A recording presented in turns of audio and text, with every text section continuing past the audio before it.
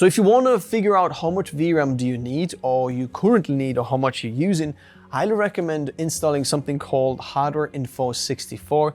Install that program, let it run in the background, and just go on with your workflow. It's going to run in the background. Later on in the end of the day, you can just check how much VRAM were you allocated, how much you were using, whatever you were doing, and you're thinking, wow, I used actually all of it. Then you might know, hey, VRAM is my bottleneck. Maybe you're just miles off the top of what your GPU actually allows you to have for VRAM. Then, you know, don't upgrade, because VRAM is not your bottleneck. But this is just a great tool to figure out how much VRAM you're using. In fact, how much RAM in your system you're also using. So go check it out. It's time your CPU is not the bottleneck anymore. MSI Radeon A18HX featuring the AMD Ryzen 9 9955HX 3D processor with 16 performance cores and 144 megabytes of second-gen AMD 3D V-Cache technology. Not just the world's fastest mobile gaming processor, but also a great workhorse for creators. It's for those with extreme performance needs and no compromises. MSI Overboost Ultra technology delivering 175 watts of graphics power to the RTX 5090 plus additional 85 watts to the AMD Ryzen 9 9955HX 3D processor. That's a 260 watt total portable power, and the CPU allows full overclocking for the enthusiasts. Plenty of I/O including 2 USB 4 ports, full-size SD card reader, and an RJ45 port. 18-inch mini LED 4K display with 120Hz and display HDR 1000. Gen 5 NVMe with a dedicated heat pipe for cooling. Whether gaming, creating, or AI workloads, it delivers in all fronts. Check out more information in the description below, as well as our full video on this laptop. Thanks AMD and MSI for sponsoring this part of the video. And then finally we have Blender, and this is where we have 96 different GPUs tested, or 96 different benchmark results, because what you can also see here is different versions of Blender, and different versions of Blender actually perform better. Sometimes you're thinking, hey, the new card is not so good. It's because you're using different wrong version of Blender. I've got a lot of comments in my videos where saying, hey, why are you using still Blender 3.6? Well, because I used the previous version of GPUs with that version of Blender, and then now if I'm benchmarking the new one might actually be lower because the 3.6 for some reason just performs very, very well. There are new benefits for the newer version of Blender, but just so you know, I've added this version in there so you can dive deeper into that, what the difference here is. So as you can see, this bit over here, I've got the same GPU 5070 Ti Extreme amp from Zotac, and I've got Blender 4.3 and 3.6, and you can see there's quite a big difference in terms of performance, depending what you're using it for, because in Monster Scene, not that big of a difference. Juncture Scene, quite a big of a difference. And then also Classroom Scene, a little bit of a difference. Also, this percentage benchmark here is actually against the Monster, not against the Classroom Scene, if that makes sense. So there are huge amount of benchmarks in there. And then if we're looking at this beautiful rainbow in here, you can see which ones are better and which ones are worse. Just a little note in here, the best one, what you can see in there, and then further down this section of the greens, light greens in there. Even though I've got multiple GPUs installed, this benchmark does not allow you to utilize all of the GPUs separately. It's limited to single GPU. But at the same time, you can use Blender with multiple GPUs. It's not as simple as some of the other rendering applications where you just tick it, but you can use multiple GPUs and utilize that power in Blender as well, just so you know. But if you're just benchmarking this, maybe you just bought 2 of them and but hey, let's have a benchmark. And then you're like, wait a second, no difference whatsoever if I'm having 2 or 1, then just so you know, the benchmark is not actually showing you the full real result. We can see that the 5090 here, depending on the scene, so if I'm zooming right in, so we're looking at the top 2 GPUs in there, between the Monster Scene, not that big of a difference, as you can see, between the 40 and 5090. But then Juncture Scene, again, because of different architecture, bigger difference. And then finally on Classroom, we can see even bigger difference in there. So depending what you're doing it for, the results might be slightly different or the same. So this section basically is 4090s in there. And next bit, what I want to focus on is this right over there, which is that the Noctua 4080 OC, so this is a 4080, and then the 5070 Ti. The 5070 Ti is not necessarily better, and the 4080 again is slightly better. Moving on to this bit over here, what we can see is the 4070 is actually better than the 3090 Ti, which is insane. So the 40 series is absolutely amazing. Now this 50 series here, this is the 5070 Ti, is slightly slower than the 3090 Ti, what we have here. So just bear that in mind. Again, the best of AMD is around here.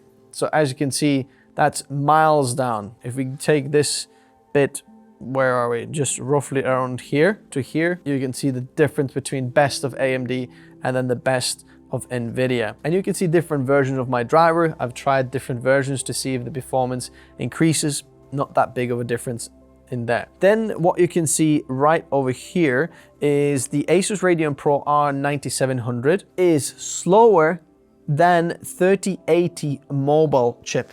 So that just shows how good NVIDIA is in 3D rendering. A couple of generations ago, a mobile chip is better than the best of AMD right now, which is a little bit of a sad one there. We can see M3 Max in there. It's performing very similar to the RTX 3070. I don't know where my M4 Max benchmark is gone from here. It was here, I'm sure, but for some reason I can't find it. Then you can see lower end cards in that point. 5050 is actually better than the RX 9070 Pure, which is pretty insane to just show that AMD is not that impressive in 3D rendering.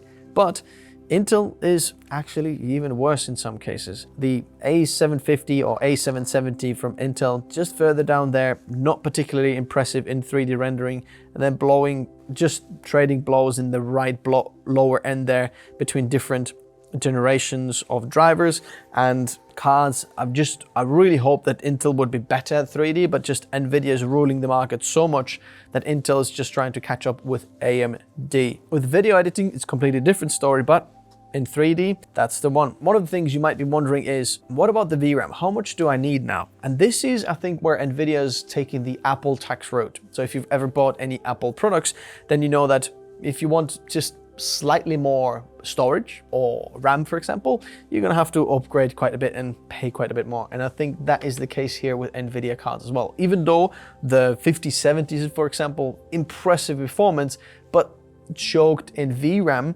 So in some ways, it's gonna be a bottleneck in your workflow. They've had to handicap their, GPUs somehow, because even the middle range, the 5070s, are so far ahead of the best of the competition. Then why would you even buy the higher end ones? Because of VRAM, and that's the Apple tax in there. So because of that, we have to pay more for getting more VRAM. As much as I'd like 24 gigabytes of RAM, for example, VRAM on the 5080, we're not getting that. But sometimes you need more than 32 gigabytes of VRAM, what we have on the 5080. Then you might want to look into the Pro cards, because you might be wondering, should I go with gaming cards or Pro cards? The truth is that gaming cards are actually better at rendering. So if you're looking at the ultimate performance, the gaming cards often perform a little bit better. So if we looked at the 4090 or last generation RTX 6000 cards, Ada cards, then the 4090 often performed better because better cooling, just more clock speeds and so on. But at the same time, VRAM is a lot bigger on the Pro cards. I think the 5090, the Blackwell card RTX 6000 Pro is better than the 5090, only marginally better, but there is a lot more VRAM on there. In fact, 3 times, 96 gigabytes. So that's why you might want to go for that. If you want to future-proof your setup, actually, the biggest future-proofing you can do is with VRAM. And I would say just try to get as much VRAM as you can and then get whichever GPU you can. In that sense, the best bang for buck might be going with the 40 series, like the 4080 Super or 4070 Ti if you can find them, because you get a lot more VRAM and not necessarily a lot less performance than on the 50 series. Now, very importantly, if you're going with the 50 series, especially the 90 series, 5090, you want to check out the power supplies. Make sure that your power supply is ATX 3.1, PCIe 5.1, and then has plenty of power, because you don't want any melting done, and because your GPUs are using a lot of power, you want to make sure that they're efficient in terms of supplying the power to the GPUs. Make sure you've got enough of a GPU, because the 50 series GPU requirement is a lot higher than the 40 series because we've massively increased the power as well. Regardless, even if you think, oh, I'm going to use all 600 watts on my 3D rendering when using a 5090, absolutely not. Nowhere near that. If you're asking me which one is the best bang for buck or the best overall one that I would go for, then that is the Ti Super version, the 4070 Ti Super and the 5070 Ti, because they're basically baby 4080 and 5080, a lot cheaper in price, but basically the same performance within margin of error. So if you're asking me which one that is, then check out my favorite ones in the video description below. Congratulations! If you've reached this part of the video, you're in the top 13% of people's attention graph.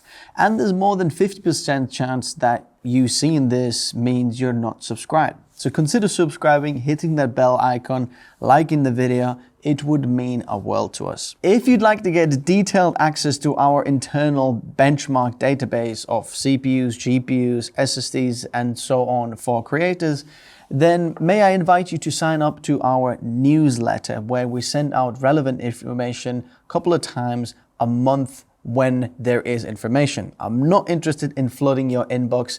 This is when there is good information to share for your creative workflow. Then we'll send those emails out. And also you'll get the most exclusive access to some of the behind the scenes, perhaps even giveaways. So scan that QR code or link in the description below. If you've got any urgent questions to me personally, you can always reach out on Minect. I'll always get back to my messages. If you're looking for a new hoodie, may I recommend this one. This is not just any cheap random hoodie. This is a high quality hoodie that you can get. And when purchasing this, we get a small little kickback to help us build what we're building here. My passion is to help creators choose the best tech for their workflow and help them save some money in the process. This is Tech Notice, and if you've reached this part of the video, you have been upgraded to the top 5% of the people who ever see this part. And now YouTube thinks that you'll like this video, and if you haven't subscribed, you can do it on this side. Thanks very much, guys, for watching. See you soon. Bye-bye.